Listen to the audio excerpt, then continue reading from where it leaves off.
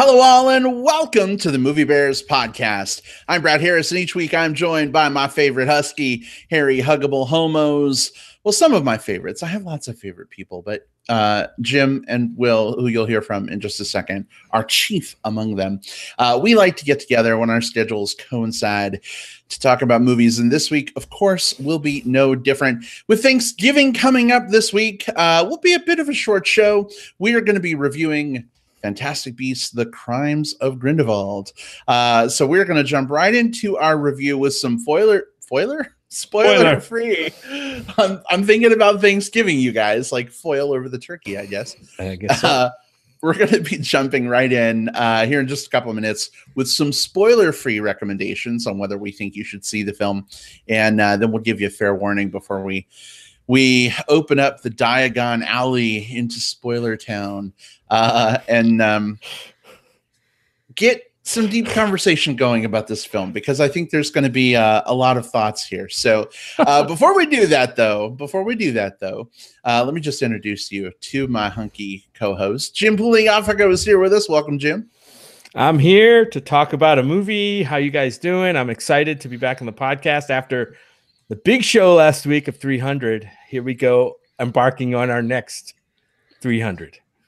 That's right. Episode 301. This movie has the honor of christening our newest centennial of episodes. Right. Will Indus is here too. Welcome, Will.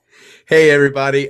Yeah, I almost kind of think that the first 300 episodes, let's call that season 1. So this is this is season 2, episode 1 that you're listening to right now. We run really long seasons here. Yeah.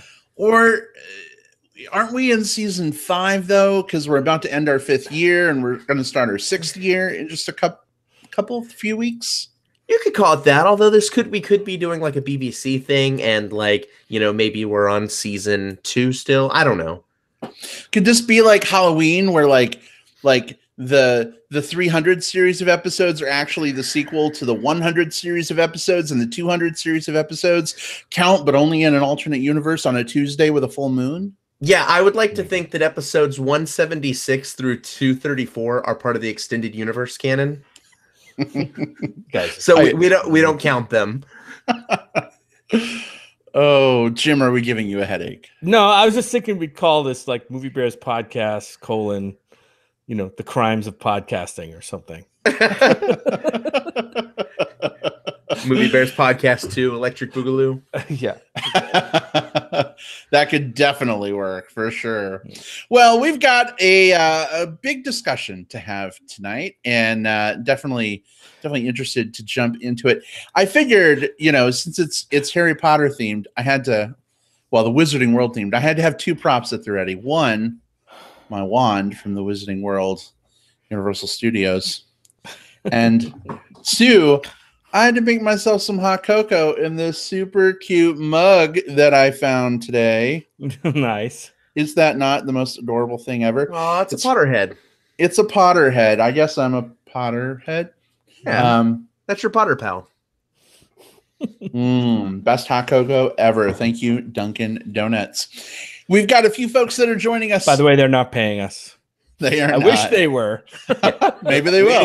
We need some of that. Yeah, Universal money. We need some of that donut money. That's right. Right. We've got a few folks joining us in the live chat.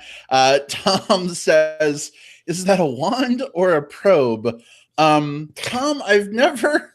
I mean, I use it for magic, but maybe not that kind of magic. Not on me, you don't. That would be a little weird, I think. But hello and welcome to everyone that's joining us in the live chat. If you are here, definitely feel free to say hi. Would love to know your thoughts on the film if you've seen it. If you're not sure you want to see it, tell us why. Maybe we can help out a little bit. But guys, are we ready to make some magic of our own and kick this off? Yeah, we're ready as we're gonna be. Yeah, let's just peel off the Band-Aid. Uh-oh. I don't know. Maybe it's the best movie I've ever seen. We'll find out. I still haven't made my mind up yet, actually. That's well, maybe through intelligent discourse, we will come to a conclusion. Oh, Will, you're using a pen as a wand? Is that what I'm seeing? This is my it is a first wand. wand. This is my first wand because I graduated from Taco's Correspondence School of Wizardry, Cantrips, and Other Magics, which has nothing to do with Harry Potter, but it is a wand that I got from doing a thing. Hey, you've got a wand. That's all that matters, Jim. I know you've got a wand too. You probably just can't pull it out on YouTube, but we've all got wands at the ready. My wand ain't that magic though. I disagree. Anyway, it may not be magic, but at least it's battery powered. Engorgio. All right, so let's go ahead and do this. Here we go. Our discussion of Fantastic Beasts: The Crimes of Grindelwald.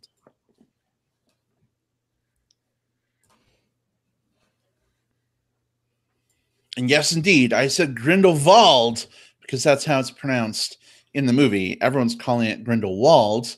I heard it as Grindelwald in my head when I read the Potter books. But anyway, it's Grindelwald. So get it right, everybody. Jim, if you don't mind, maybe give us a little bit of setup for this film. And then for anyone in the audience, of course, spoiler-free, maybe give some initial thoughts. Is this worth seeing in theaters, waiting for rental, or maybe even skipping it? I will do that, certainly. This, as I think you mentioned, is the second of a series, what we're learning to be a series of that's right, 5 films, guys, that are coming out in the Fantastic Beasts Harry Potter extended universe under Fantastic Beasts. This one called Fantastic Beasts: The Crimes of Grindelwald, or Grindelwald. Sorry, excuse me. Make sure I say that right. This one also, as the first follow-up to Fantastic Beasts and Where to Find Them, directed by David Yates, as well as like 4 of the original Harry Potter movies, was also directed by David Yates. Written by J.K. Rowling as well. I'm going to read the IMDb plot summary here because there's a ton of plot in this movie. I don't want to end up spoiling any of it for people who are going to be watching the movie, so we'll keep it pretty, I don't know. I could say the wrong thing very easily and spoil some plot point about the characters in this movie. But this one says the second installment of Fantastic Beasts series set in J.K. Rowling's Wizarding World, featuring the adventures of Magizoologist Newt Scamander. That basically says nothing about the movie, but we'll say a little more, especially when we get into spoilers. But man, so saw the first movie and it set up this world. It was somewhat interesting, had a lot of cool a lot of cool little creatures, some promising characters. I kind of liked Eddie Redmayne in in the main role here as Newt Scamander, this magizoologist and this kind of magical world, and some of these characters. And then this movie comes along and another almost 2.5 hours of movie. And unfortunately, this one just doesn't hold up very well. I have a lot of issues. I came away from this movie very disappointed. I was on board at the beginning. There's a rousing action scene. Won't get into what it is, but like there's a rousing action scene at the beginning. They're setting things up. I'm thinking, oh, this movie's going to go places. And then it never really does. For me, it felt like 2.5 hours of frantically running in place. There's a lot of action in this movie, a lot of plot jammed into this movie, but it feels like kind of an overstuffed mess that in the end, after they tell all the story and get through all the plot points, doesn't seem to really go anywhere. And we'll talk about where it does go in spoilers, what it does do in this world. But when you think about where the movie started and where it ended, doesn't seem like it's really moving and going anywhere. Maybe it filled out some more of this universe. I don't know. I'm going to talk a little bit about the performances. Eddie Redmayne is, you know what I mean? I think he's doing his best in a very constricted character role, right? He's he's got to fit this kind of meek, clumsy, awkward character. And I think he's very constrained by this character. And I don't think there's much for him to do, even though he's in the movie a lot. There just isn't a lot. I didn't care for many of the characters. Ezra Miller's in this movie. And I thought, for me, I think he's the most interesting character, but we've got Jude Law in this movie that I think is totally wasted. And we'll talk about his role. I don't even know if it might be spoilery to even talk about what his role is at this point. I don't know. Of course, we got Johnny Depp again coming back, reprising his role as Grindelwald in this movie. Again, very constrained. Like, it's just a waste. And I can't really put it on the actors. Like, they're not putting their best performance forward, because I can't say that. I just think the problem here is in the script, in the writing, in the direction. It just ends up being kind of a jumbled mess where we're over 4.5 hours into this kind of extended universe. And I don't think we've really got much. I mean, they've set up this world, but I don't think they've really told us a compelling story yet. So I'm going to leave it at that and just say this, other than for maybe hardcore Harry Potter fans, I think for me, this is a hard pass, because I'm not a hardcore Harry Potter fan, but I think hardcore Potter fans are going to want to see this.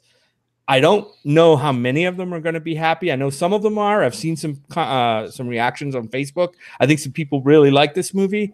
But for me, this one didn't hold me. I've always said a movie has to have characters that I care about. I don't think there's a character in this movie that I care that much about. And that's a shame after 4.5 hours. That says something right there. So that's it. I'm done. It's a hard pass for me. I hope you guys liked it better. I hope other people liked it better, but not for me. All right, Jim, I got to ask, what about the non-magical mustache chub? Did you care about him at all? Not really. I mean, he has a relationship in the movie that I just don't care about. I really don't care about that character or that relationship, or either one of those characters, to be honest. All right.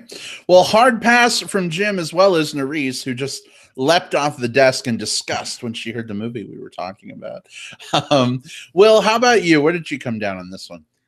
Yeah, I might be more of a Potter fan than you. I don't know if I'm like die hard or anything like sure that. You are. But yeah. I'm invested in the world and the characters and such. And I agree. I did not like this movie. This is in contention for my least favorite studio film of the year. I disliked it so much. There's a lot of problems here. There's some huge editing issues. There's this thing called momentary editing, which is all of the editing that happens within a scene.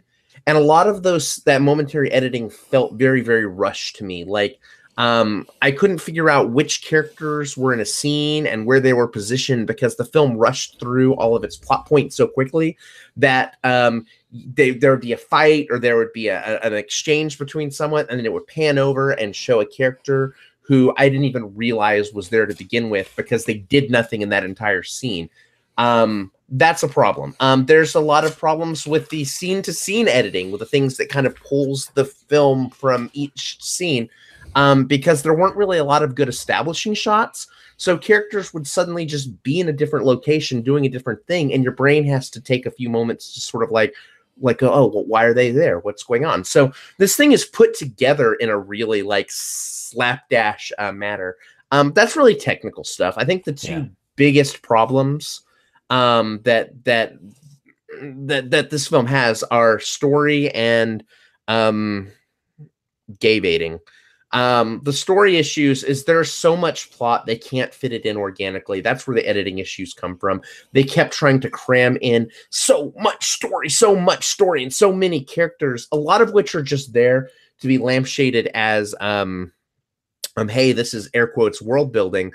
that they don't really do anything. There's a scene in this movie, and we'll talk about it later, but suffice to say, there's a point where they've got so much plot to get out that the characters just stop what they're doing and start yelling the backstory and the plot points at each other for several minutes just so they can get through the points. When your characters have to stop the movie to do exposition, there is a huge problem. The gay baiting thing. J.K. Rowling earned so many points with the gay community because via tweet after the Harry Potter series, she was like, hey, by the way, Dumbledore's gay. Aren't you gay people? Aren't you so happy that I made this very important character part of your community? The problem is this movie skirts around that sexuality. There's subtext, but it really, really, really only plays if you've read that tweet. And honestly, I think we deserve way more than subtextual representation. I did not like the metatextual gay baiting here, and it actually pissed me off that that she backed down from doing something after earning all those brownie points at the gay community. Eddie Redmayne is not good here, and I can't tell if it's a good character that's performed poorly or a poorly written character that's performed well. But either way, his character is a lifeless bore who has like no agency in this story that he's supposed to be the lead of. There aren't plot holes here, but there's a lot of really nitpicky inconsistencies within this universe that Rowling's created. Things like timeline, ages of characters. If you read the books and you look on these things, all of these things jump all over the place. And honestly, that stuff doesn't really matter in a substantive way. But at the same time, if the one thing that your film really has going for it is world building, and what you've done is you've muddied the waters of that world, even the thing that you've done best, you've done poorly. The characters don't matter.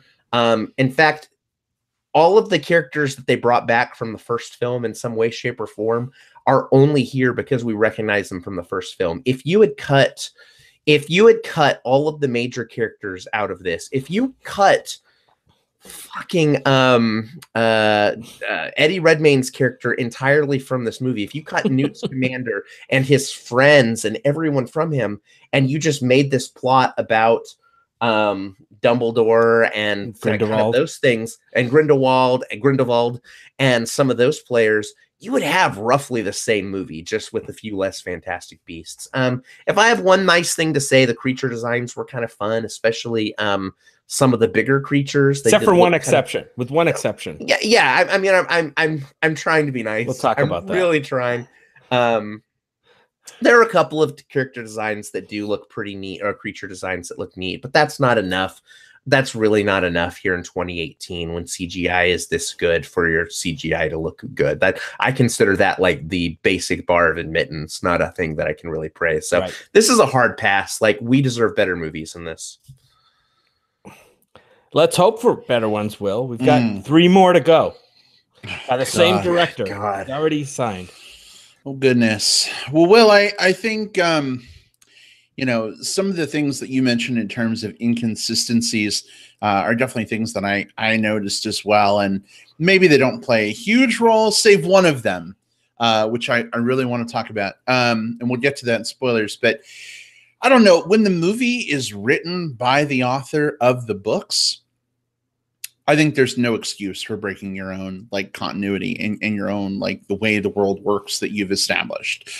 I could see if this were like a different screenwriter, it was adapted, they played fast and loose for the benefit of the movie. But she's the fucking author. She built this whole world. And so there's some things that I don't know. I feel like really took me out of the film because I'm like, wait a second, that's not how any of this works. Anyway, we'll maybe talk about that a little bit, but yeah, I don't know that I have much more to say than what you guys have already said at this point. I did like the Jude Law character. I think it's not a secret who he is. It's all over the internet and in the trailers. In the trailers, right? Yeah. I mean, he plays a young Dumbledore. We saw in the trailers a glimpse of Hogwarts. It's fun to return to a familiar locale. Do I have anything else positive to say about this movie? No, I don't think I do. I didn't like it. I really didn't like this movie. And that's unfortunate because I felt like Fantastic Beasts and Where to Find Them was kind of a cool setup. I didn't know when we saw that movie a couple years ago that it was the first in a 5-movie set.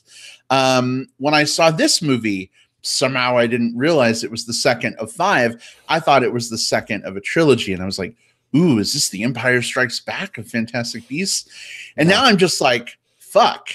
I don't know if I'm going to be able to stay on this train for 5 films. I'm just going to be honest. I don't know that I can. Outside of maybe having to watch it to review it on the podcast, I feel pretty done with this series of films, which is really disappointing, holding my Harry Potter mug, because I do love the Wizarding World. And I just feel like this movie is so like overburdened and overcomplicated for like no reason at all. It's ridiculous. And I feel like this whole setup of like this being Newt Scamander's story is a flim flam shim sham, because it's gone from like magic zoologist like craziness to like motherfucking like, hey, here's the story all about Grindelwald and all this other stuff that really at the end of the day doesn't really have that much to do with Newt Scamander. Like, why didn't they just call this new series of movies like Wizarding World 1929 or something? I don't know. I'd like to unpack that more in spoilers, but this is a super hard pass for me. I would say, you know, if you're a big Harry Potter fan, you've probably already seen it, or you've made your mind up to see it over the Thanksgiving weekend here in the United States. But I don't know. I would even say, like, don't even like Netflix it. Like, if you catch it on someday on TNT or USA, the commercials might even make it better. I don't know. I would agree. I think this is in contention for one of the worst movies of the year for me. I actually think I kind of liked Venom a little better, which is a little scary for me to say. So, yeah, my goodness. Anyway, I don't know, guys. Any other spoiler-free thoughts before we wrap this up? Oh, go ahead, Jim. I wanted to ask a question on one thing you said. You talked about, and this is in the trailer, so it's not a spoiler. You said it was kind of fun to return to Hogwarts because there's a scene in this movie that does bring us back to Hogwarts briefly. Did you guys get what you think the movie should have given you in that scene? Did it really feel that great to be back at Hogwarts? Like, or did it feel to me it felt very empty, like very like a skeleton of like it didn't have the impact that I think maybe it should have. Now maybe they'll come back to it again. I don't know, but it felt kind of cursory to me. I don't know. Yeah, go ahead, Will. Yeah, there's probably a few reasons for that. Like when you think about the way Hogwarts appeared in the first 7 films, and of course, you know, it changed over the films as Harry kind of grew up and did more things there, but it felt so otherworldly and so bizarre and so unique when you're walking around and all the kids are in their robes and the paintings are moving all over the place. And we got to see the exterior of Hogwarts, and then we got to go inside and see some of the rooms of Hogwarts. But what I didn't see was any of the character of Hogwarts. I didn't see all of just like there was some magical stuff that we saw in there, but I didn't get that sense of that Wizarding World of wonder that I really wanted. Part of it was because the characters in that scene are dressed in kind of like I think Dumbledore's dressed in like civilian clothes and not robes. And, you know, you can justify that one way or the other, but like that does change like the aesthetic and the feel of a scene. So I don't know. I don't know. I don't feel like I really got any more like Harry Potter out of that. I probably would have done just as well if the way this film is put together and the way the plot is so convoluted and the way the characters are just kind of crammed together for reference sake. It felt like, if you've ever read like fan fiction, like online, it felt like fan fiction. And I bet you there's some fan fiction that makes Hogwarts feel more alive than this. Well, I think you have to be careful including Hogwarts in a movie like this, because what happens is if you take us back to this wonderful place that we love from the original movies and the original films, and we see all the moving paintings and all the students and, you know, all this great stuff happening, we want to stay there instead of going back to dreary fucking, Paris, whatever, London, hunting whatever, for yeah. whatever. You know what I mean? It's like, oh my God, Hogwarts, I'm so happy to be back. Oh, what's going on in this classroom and who's teaching, And so I think this movie tried to kind of give us a familiar locale, give us a little bit of that like happiness to be back there for a minute, but I think it rightfully didn't linger long. I have a couple of issues with the timeline, though, in regards to Hogwarts and some of the stuff going on there with certain people. But overall, I think what was interesting is like in the original movies and the original books, we always see like ministry people coming to visit. And it's always from the perspective of like a student at Hogwarts, this outsider coming in. It was interesting for me this time to have the reverse happening, being that like ministry or outside visitor, to this location, kind of seeing it from that angle. It got me thinking like, hey, what would a ministry official think when they come to Hogwarts and see this happening? Or, so it was almost like now you're getting to look at it through the lens of like an adult visiting Hogwarts as opposed to a kid having an adult invade their world, which was kind of interesting. But sure, yeah. So does that answer your question, Jim? Is that helpful? It does. I just wanted to know if you guys, as like bigger Potter fans than me, got something other than just a cursory, okay, there's Hogwarts, that's cool, sense out of that scene. I didn't. Yeah. But there's a few other things we can't really talk about until we get into spoilers that I think maybe gave me some more of that stuff, but we can't talk about them yet. But hey, spoilers, guys, I don't know. Are we at the point where we're spoiler ready? Yes. Yeah. Mm-hmm. All right, then Storius Spoileramus. There we go. Spoilers for Fantastic Beasts: The Crimes of Grindelwald are forthcoming. If you've not yet seen the movie, maybe you're planning on seeing it this weekend, whenever, waiting for rental or whatever. Definitely feel free to go ahead. Come on back in about 25 minutes if you want to hear our plugs at the end. If you're listening through the magic of digital tape delay, use the handy dandy show notes / time index to skip ahead as needed.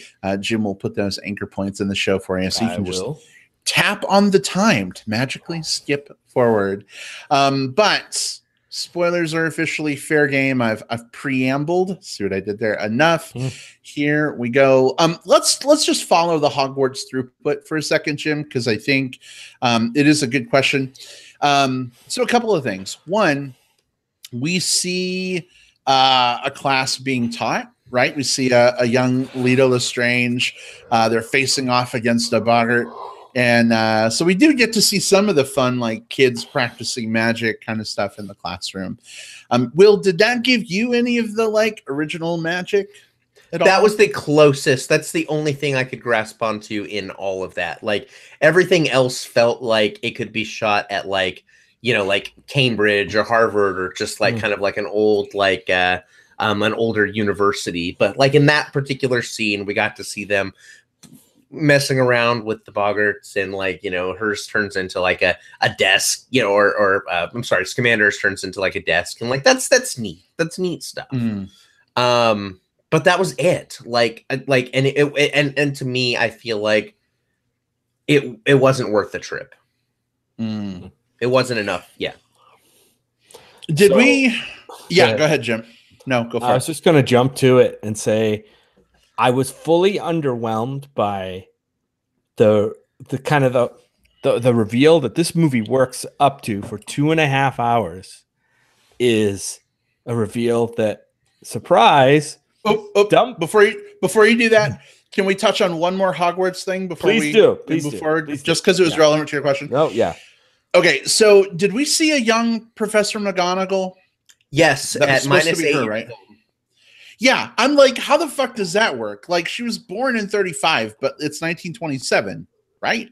Is she using a fucking time turner to go back in time and teach? Like, what's going on? It's one of those things where, like, Again, it doesn't change the plot. Like if you had not included her, it doesn't suddenly make this a good movie. It's not one of those things that really impacts my overall like of this film, but it does detract from, again, like if I could say at least this film gave me good fan service. Well, it didn't give me good fan service because it just added more inconsistency to the world. So like I don't know. It doesn't matter, and yet it still kind of matters. Any issue we have with the timeline, I guess we could just say a wizard did it, because literally did it. That's probably it. Anyway, all right, Jim, sorry to preempt you. I wanted to check myself because, Will, I know you're kind of on the same level I am, I think, with knowledge and love for the franchise. So I wanted to make sure I wasn't crazy. No, you're right. Yeah, we same wavelength. There was it was a nitpick, but it's a legitimate one. You guys are like way up here when it comes to that. Like I would never have like known that what's her name was born in 35 and this was 27, and I don't know, whatever. But the thing maybe it was her mom. Maybe it could be. That's the whole next movie. The whole next movie. Well, because that gets to my point. The thrust of this movie was that, oh my God, Dumbledore has a long lost brother, right? That we didn't know. I guess we didn't know about at the beginning of the movie. So we just watched 2.5 hours worth of stuff happening all over the place to find out, oh my God, in the last 15 minutes, there was a baby switch and Dumbledore has a younger brother. So it just didn't. And then at the end, I'm like, oh, so there's a baby switch. Like, so what? Like, what? So? I don't know. It's like Dumbledore has a brother. Okay, I'm trying to figure out, like, what does that really mean? Like, it was just such an empty reveal and it's total anticlimax for me. Well, here's the problem. Here's the problem. The movie has to set up why this famous duel between Dumbledore and Grindelwald happens like 5 years after this movie. So without that setup, you're like, oh, well, why doesn't Dumbledore, who's like the most powerful wizard ever right now, just fight Grindelwald and get it done? And so it sets up this whole thing about like they make a blood pact not to fight each other. So Grindelwald has to find somebody else to fight Dumbledore for him, to try and destroy him. And so this Credence guy, played by Ezra Miller, apparently has this obscurus thing in him that makes him like all magical, super powerful. And by making him into a hashtag secret Dumbledore, it sets him up as like the only one, that can, I guess, fight and try and kill Dumbledore on Grindelwald's behalf. So when I said earlier, it's like overcomplicated and overburdened for like absolutely no reason. Why not just fucking set your movie 5 years from now and like have the blood pact thing done away with at the start and just have that if that's what you want? Why go through all these motions? Yeah, especially following the characters that we follow here, because we follow Credence for a little bit as he meets up with Nagiri, and she's the character who kept disappearing in scenes. Like she tagged along and then she would appear in the background of a fight scene. I'd be like, oh yeah, I forgot she's still there. Oh yeah. Nagini, the snake girl. Yeah. Right. Yeah. It's just like, okay. Yeah. I forgot she was there. Like seriously, at the end when like they were checking on like who survived the final thing, and it cuts over to her. And I legitimately went, oh yeah, I forgot she was even in this game. I did too. I'm like, you were even here? Where have you been the last 20 minutes? And which is such a weird thing to do for your fan service thing, but you don't follow, Credence is looking for like his lineage through this movie, but you don't follow him a lot. You follow Scamander a lot. So, and about 2/3 of the way through the movie, you find out about the baby switch. You just don't know. You find who the secret parents of the baby switch are.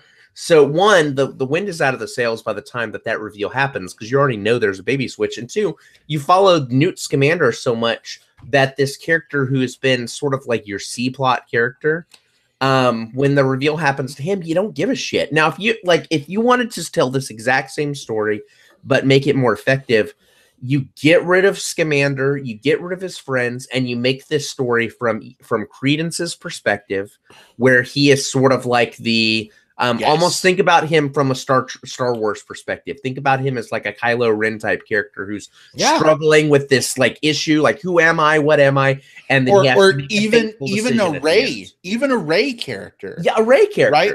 Like everyone, you know, and I don't mean this dismissively, Will, but like so many people have a hard on for this idea of Rey not being from a special parentage or lineage. She's just amazing because she's amazing. Like, okay, why do we got to do the same thing with Credence? Why does he have to be a secret Dumbledore to be able to, you know? Yeah, like, and that's that, you know, when I think about like what works so well about the Star Wars movies is that you've got these characters who their struggle is what you follow, you know, like where they're going to fall light side versus dark side, or what their parent issues or not parent issues are. Credence happens in the background as Scamander. Like, what is Newt's arc? Like, when you think about the lead of a movie, generally speaking, they'll have learned something or changed in some way by the end of the film. It doesn't have to be it doesn't have to be massive, but they're a slightly different character in some way, shape, or form. And I struggle with what Newt's growth really was. Oh, it was plain and obvious. Well, he went from magic zoologist to 007. That was now he's okay with helping his brother be an Auror, which I think is fair. If you know it, that could have been a good arc. Well, but he's working for Dumbledore as a secret spy. Remember, he's in Dumbledore's army, right? The whole plot line with the whole. Any scene with the brother could have been cut out of this movie, like totally. Yeah, completely irrelevant. Yeah, and kind of a bore and a waste of time, to be honest. It's almost like Rowling has. She had the only book that she had published at this point, besides the Harry Potter films, was the Fantastic Beasts and Where to Find Them: The Little Monsters Compendium. So they have tied everything to that name. But she's telling a different story. And I think that that's incredibly messy. If this movie had just been called The Crimes of Grindelwald, and maybe Newt Scamander is there as a supporting character at best, but it's Credence and it's Dumbledore and it's Grindelwald, and maybe it's one of the Aurors of note doing some stuff, I think you have a more compelling film. I think you can really let these characters do something. And they did nothing. They did so much stuff that they effectively did nothing. They swapped the baby, Will. They swapped the baby. They swapped a baby. Which was the secret of Titanic proportion. I mean, you easily... Who knew that there was an intersection between the Titanic universe and the Harry Potter universe? Right? Yeah, I don't know. I think this whole like building around Newt Scamander thing is a mistake. I think you could have used that first movie as a launching off point, but then since you're going to have 5 movies, maybe title them as something else. Maybe this could have been like The Rise of Grindelwald, and then The Crimes of Grindelwald, and, you know, The Fall of Grindelwald, or something like, you know, if you want the central thing to be this like Nazi wizard movement, then like, maybe title that. Like having a fucking Niffler in for 5 seconds and like a Chinese cat dragon for 10 seconds does not a Fantastic Beasts movie does this make.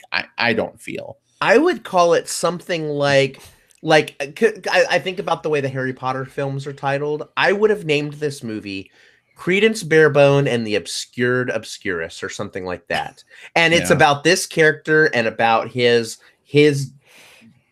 dark passenger, if I'm borrowing from Dexter, and him trying to figure out his identity. All of that stuff could really work if is refocused. Will. Credence Barebone. Can you imagine the porn titles that are coming out of that? Oh, well, they could they could have given him a different name as well. But yeah, he's Credence Barebone, Credence Bareback. So I do have something to praise on this movie that I forgot to praise earlier. And it doesn't have anything to do with the movie itself, but some of the stuff around it. Have you been watching any of like Ezra Miller's like what he's been showing up to, like red carpets and his fashion suits? Dude is fierce as fuck. Like I love what Ezra Miller is doing.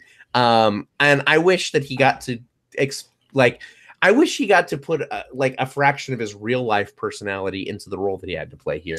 Well, I read this really cool interview that he gave where he was talking about like what a huge Potterhead he is and how much he loves this world and how much he's put into this role and how excited he is about the throughput line of his character through the series. And so, like, fierce, yes, but also I love his enthusiasm. I just wish that like these films gave him a little more to do than stand there and just look broody.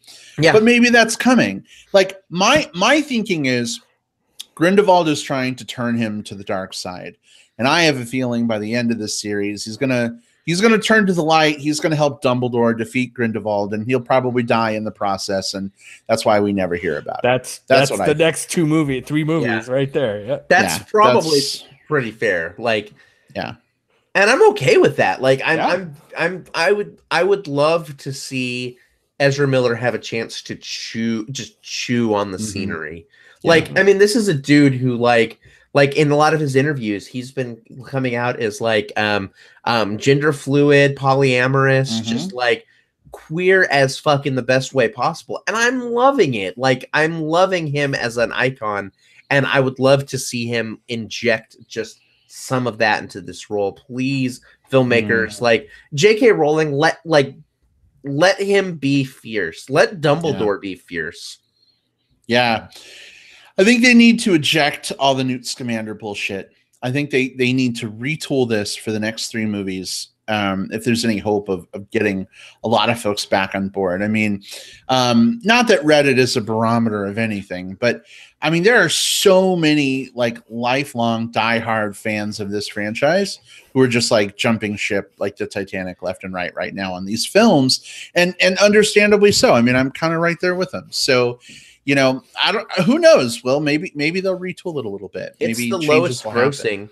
Like, it's the lowest grossing of the Potter films of all. Let's hope 10 so far. Yeah. Let's hope this is the kind of the low point and they can rebound, because I don't know what else they're going to do for 3 more movies. The direction you guys just talked about in kind of exploring, Credence Dumbledore's character more, is great, mostly because I love Ezra Miller and just about anything he's in. He's the only semi-interesting character in this franchise right now, so build on that. But let's see what they do. Well, right now, Credence is a bad Moon Horizon, but we'll have to see what happens to his character. Credence Barebone.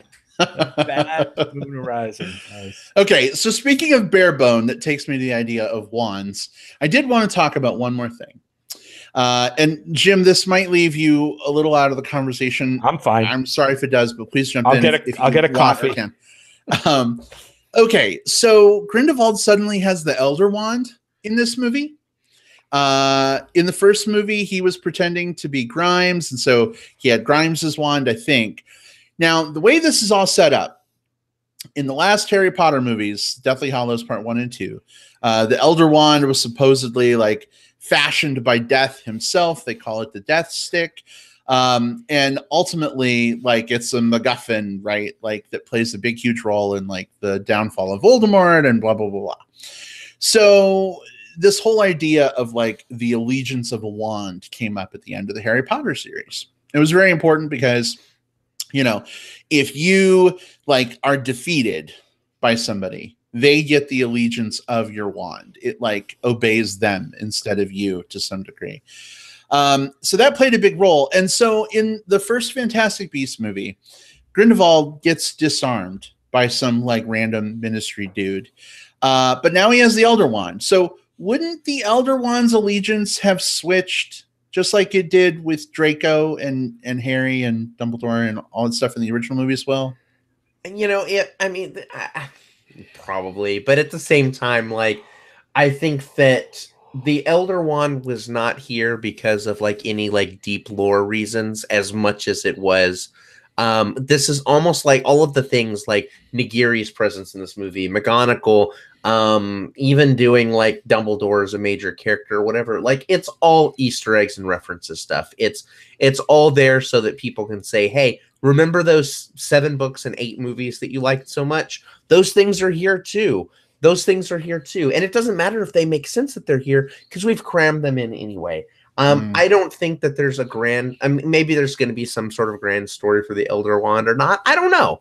But I don't think that that's the level that they're operating on. I think it's more reference for reference sake. And in some cases, if the rest of the film was good, if it was a really good narrative with characters I cared about, and there were some of these plot, kind of niggling plot inconsistencies, I could probably hand wave those or, pretty well. But again, if the rest of the movie is bad and you can't even get your own lore right, it just makes me dislike it even more.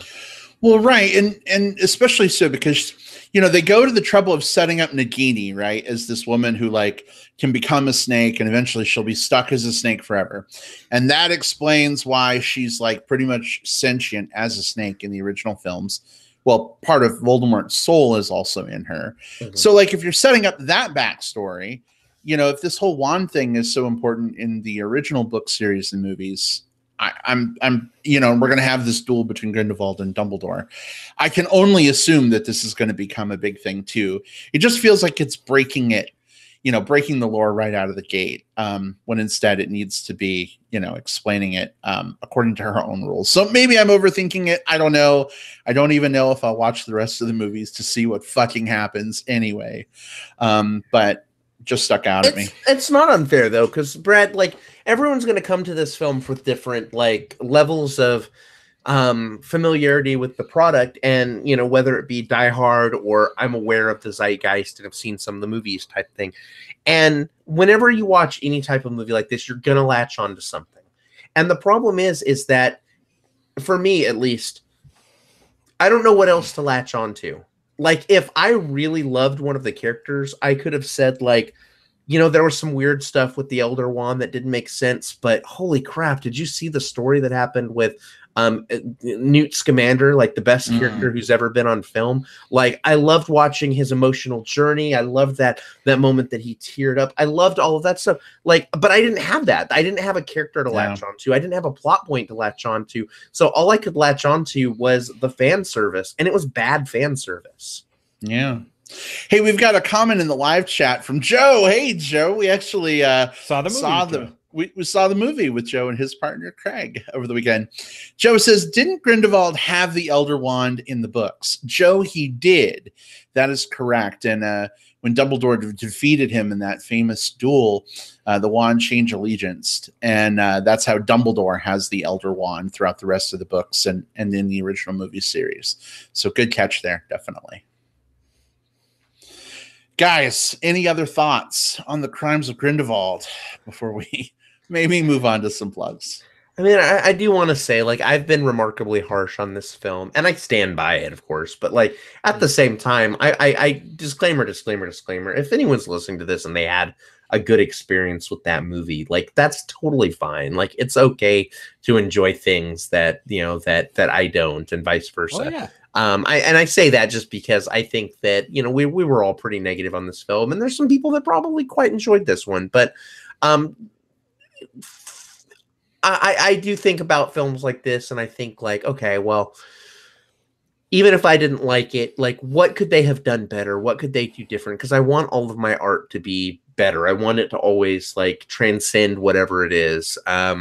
And so that's what I look for with this series. I'm not looking forward to the next 3 movies, but I'm very, very, very, very, very marginally optimistic that they can see look, this didn't go over very well critically or financially, but there is a story that's worth telling here, and we have the tools to kind of retool things and make it work. That's where I want this to go. I want them to take the good, shuck out the bad, and make something better. Agreed.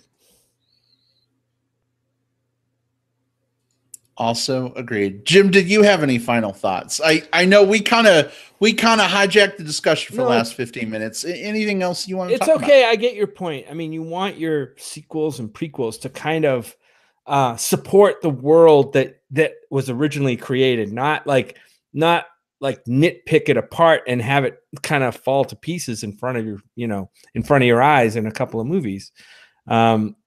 Also, I wanted to talk about, we touched on some of the special effects.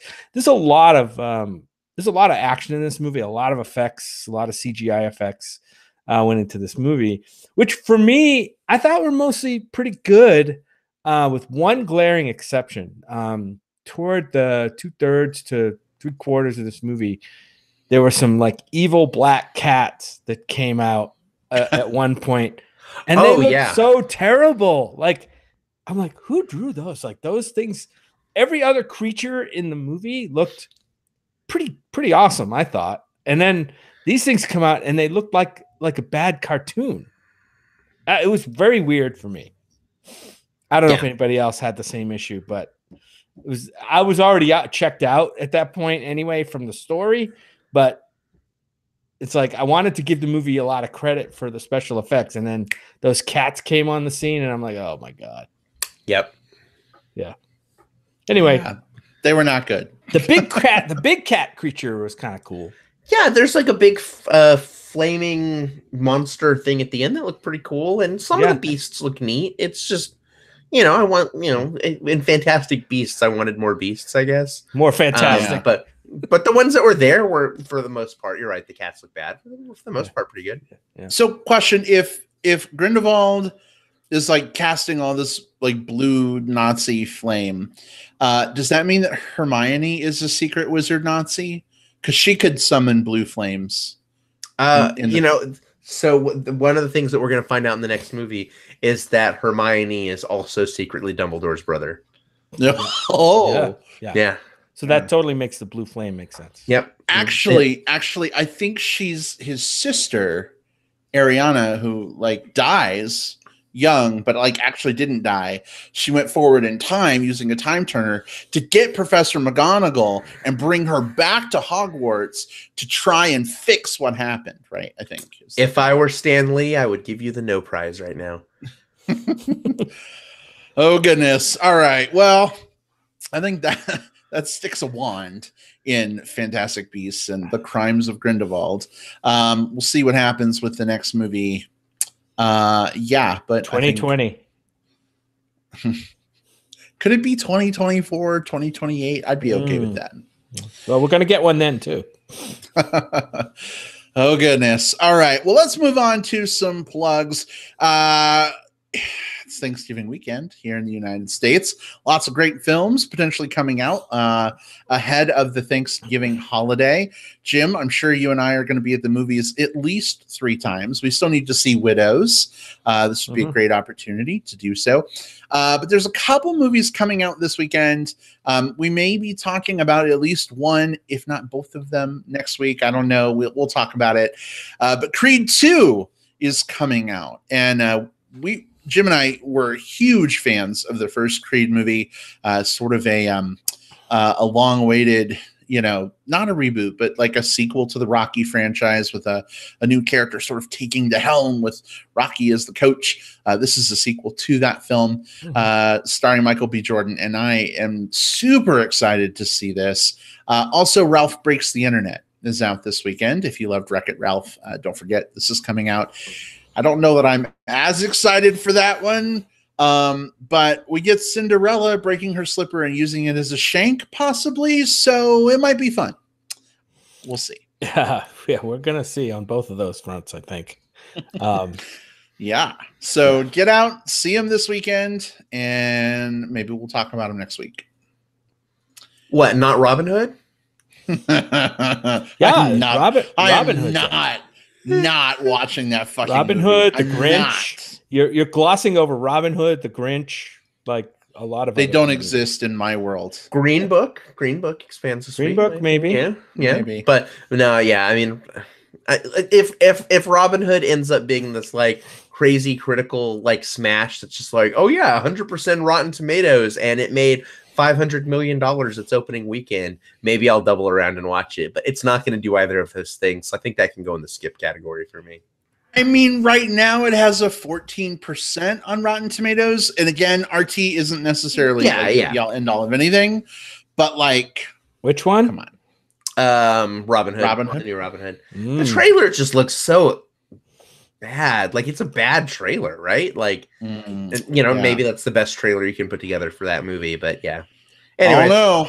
Anyway, Jim, what do you have this week for plugs? I finally got to see a movie at the Loft this week that I've been wanting to see for a long time since the trailer came out. I know, Will, you got to see it at Fantastic Fest. And and it's been kind of in the festival circuit, and now it's finally getting a release.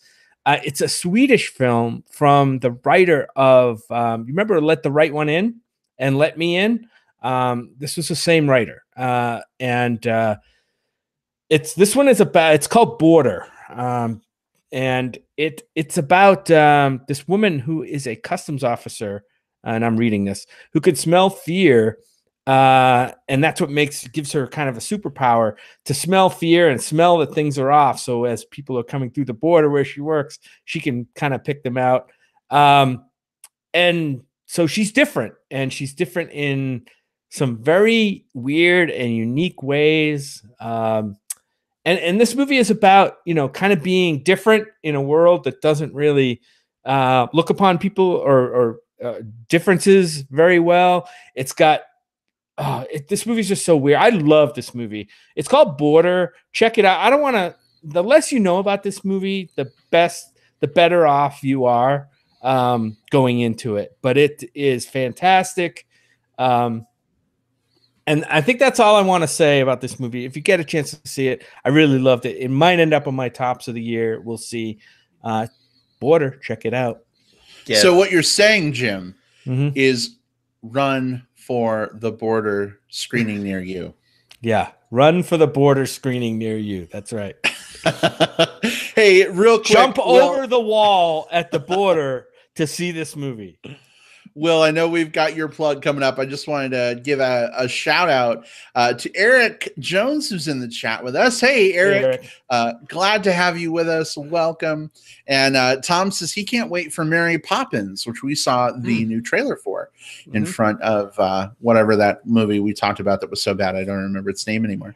Right. I'm excited for that one too, Tom. Great call out. Will, what's your plug this week? First of all, Jim, thank you for the Border. That's one of those. I absolutely love that movie too, and I thought it was going to be one of those ones that sometimes you go to a festival and stuff kind of gets buried in festival hell. It plays well at a festival, but then it never sees the light of day. So the fact that it's circulating and people are seeing it and people are talking about it, it's just has me over the moon. And it is real quick. It is submitted as Sweden's selection as for best foreign film. So yes, we may hear more about it. Fingers crossed. The movie that I would like to plug is one that you can see on I saw it on Amazon. I'm sure it's on iTunes as well. It's one of those just came out but available for streaming at the same time type things. And it's a super lo-fi science fiction movie called Jonathan. It stars Ansel Elgort. Remember the dude from Baby Driver? And the basic premise of it is you've got this dude named Jonathan, and he's this young dude who's got this weird condition where he and his brother share the same body, but just at different times. One gets it from 7 a.m. to 7 p.m. The other one gets it from 7 p.m. to 7 a.m. So both played by Ansel Elgort. And they leave video messages for each other since, when one takes over, the other one goes to sleep. And it's this interesting little sci-fi drama about just this guy in this relationship with this person who shares the same body as him and just kind of what that does in the world around him. I don't know what the budget for this movie was. It was probably $2. It was there's not a lot of whiz bang to it, but it's just a really neat little high concept lo-fi sci-fi movie. So it's called Jonathan, and it's very, very, very worth watching. Awesome, Will. Thanks for the tip. You're welcome. The tip. Just the tip. Just the tip. That's all I need. There you go. All right. Well, I think that about wraps us up for this week, heading into the elongated Thanksgiving weekend here in the United States. Definitely hope everybody listening here in the U.S. has a wonderful holiday, and those who are not in the U.S., that you have a fantastic weekend. Jim, where can people talk to you between now and next week if they want to dish movies? Check out my Twitter at JJP Out West, JJPOUTWEST. Or they can find me on Facebook and Facebook Messenger under my real name, Jim Pugliafico. There you go. All right, Will, how about you? Yeah, you can follow me on Twitter. I'm at Whatever Cove. I don't tweet as much as I should. I'm on Facebook all the time, though. I'm William Lindis. Just look for me, send me a message, and friend me. I also post everything that I see and all of my written reviews, in addition to the ones that show up on our website at moviebearspodcast.com. I also post them to Letterboxd. So just search for me, William Lindis, there, and I would love to talk movies with you. All right. And you can find me on Facebook. Just search for Brad Harris. I'm the one that probably has Bear, Chub, Chaser friends in common with you. You can also find me on Instagram at MSU Big Guy. Feel free to follow, say hi. Would love to chat with you folks. Tom says, or people could hit us up on Growler even, I suppose. Guilty. He said that when Will was talking, by the way. It's funny because we met you, Will, through Growler, and so that's how we right all on the South Congress Bridge. That's right. Batfest brought us all together. Wow. Anyway, love all of you. Thanks so much for joining us for the live show. To Tom and Jordan and Eric and Joe and everybody else who was with us.